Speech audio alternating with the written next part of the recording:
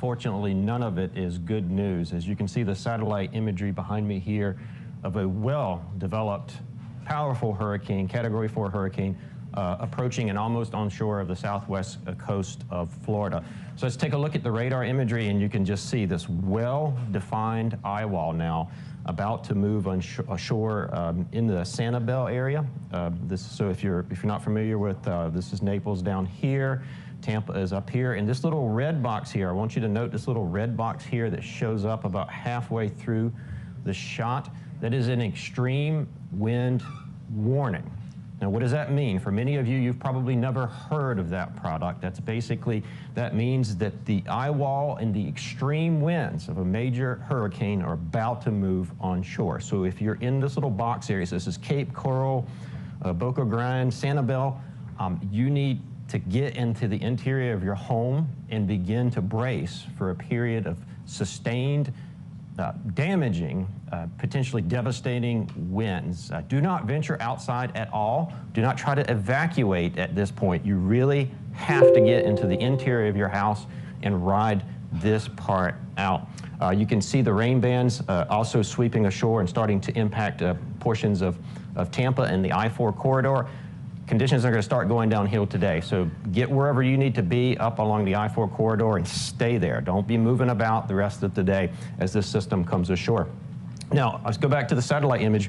You can see the strongest onshore winds to the south here is where the peak surge is going to occur. That's where the storm surge occurs, is where the winds are driving into the coastline. And this is magnified in this location because there's a little bit of a sort of a bay, if you will, which encapsulates or funnels the water. And that's why you see here on our forecast, I've been around for a long time, these are big numbers. I haven't seen numbers like this many times in my career. 12 to 18 feet in and around the Charlotte Harbor area. Just a very devastating event starting to unfold, unfortunately, for the residents of Southwest Florida. This is the latest tide station. So this is measuring the water level. So this is measuring the ocean level, if you will. You can see the surge coming up quickly, already in major flood status, which is what this purple area denotes. And it's only going to get worse. This is probably only a fraction of what they're going to get in this portion of the state. So like I said, a really unfortunate and sad situation unfolding for the Naples area and portions of Southwest Florida. Basically the entire west coast from about basically up into Big Bend down, including the Florida Keys under storm surge warnings, including the northeast coast also, northeast Florida and the St. Johns River. If you live on the St. Johns River, you need to be thinking about taking action as well. Taking a bigger picture out, warnings now all up and down so again, northeast Florida, St. Johns River, all of coastal Georgia, and much of coastal South Carolina. And we'll explain why here in a second with the cone graphic. It's a little hard to see, but if you see here, the orange denotes the size. We talked about how the storm would grow as it moved into the eastern Gulf of Mexico, and it has. So it's not only strong, it's big, and that's the worst of the two. And you can see as those strong winds sweep across the Florida Peninsula, the blue area is tropical storm warnings, but virtually almost the entire state of Florida under some type of warning, save the extreme western panhandle. And then the storm moves slowly, I think the word crawls might be better, across the central Florida Peninsula, slowly weakens as it gets inland, but then emerges back over the Atlantic and then turns back up into either Georgia or South Carolina. And then again, you've got all that strong onshore wind to the east. We talked about the onshore wind, so think about the surge risk here. There's a reason it's called the low country. It's flat and there's not much elevation there. So even a little bit of storm surge in these areas could be life-threatening. You can also see various hurricane watch also issued for that same portion. Watch is conditions of possible within the next couple of days. I personally like this graphic to kind of help unpack everything, because at some point there's so many warnings it's probably disorienting.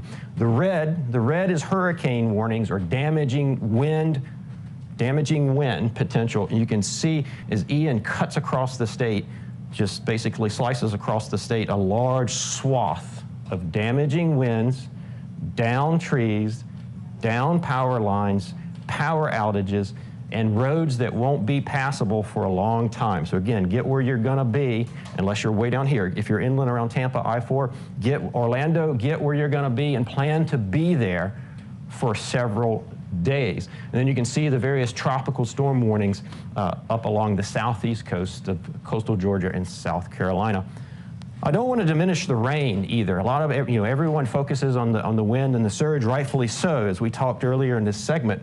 But a line or band of very heavy rain is going to develop along and to the north of the track where Ian cuts across the state. These are precipitation estimates or precipitation forecasts. The red is greater than 10 inches. The purple is 15. So basically a wide swath of 10 to 15 inches of rain. If you're not familiar with those numbers, that is a lot of rain. And we are at the tail end of the wet season or the rainy season here in Florida. So the flood risk potential is high. And that's basically what I would take away from this graphic. Anything that is in this pink area or high, which is absolutely the I-4 corridor, is a high risk of very heavy rain that will produce flooding, flash flooding, impassable roads.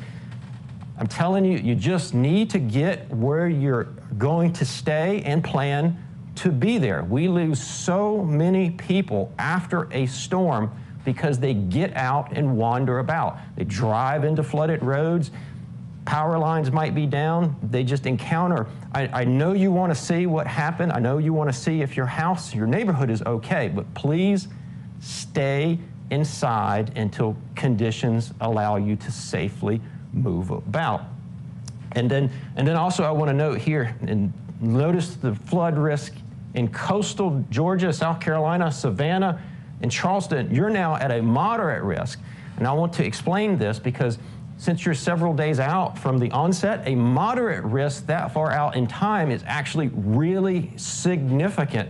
And if things continue to unfold, you could be placed in a high risk at a later time. So don't be too fixated that this purple here is only in Florida. I'm really concerned about the flood risk because also this will be co-located with the storm surge that we talked about earlier. Remember the onshore storm surge? Then you have the rain.